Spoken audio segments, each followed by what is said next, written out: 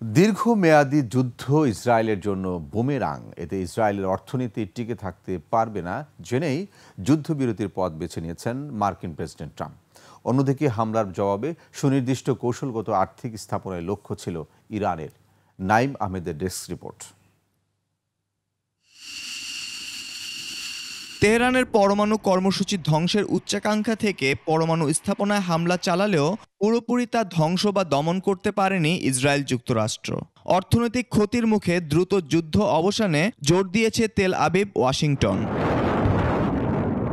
তেহরানের প্রতিশোধমূলক হামলা নিছক জবাব নয়, বরং সুনির্দিষ্ট পরিকল্পনার ভিত্তিতে তেল আবিব ও হাইফা বন্দরকে লক্ষ্য করে ব্যালিস্টিক ও হাইপারসনিক ক্ষেপণাস্ত্র হামলা চালায় তেহরান।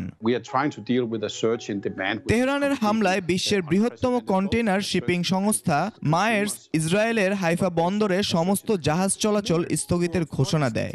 ফলে বড় ধরনের আর্থিক ক্ষতির মুখে পড়ে ইসরায়েল।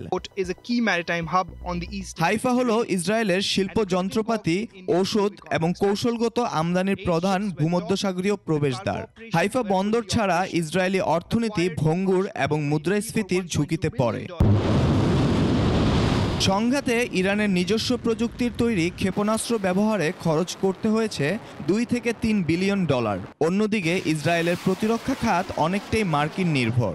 এছাড়া ইরান তেল রপ্তানির মধ্য দিয়ে নিজেদের অর্থনীতি স্থিতিশীল রাখতে পারলেও ইসরায়েলের অর্থনীতি অস্থিতিশীল ও অনেকটাই পশ্চিমা নির্ভর।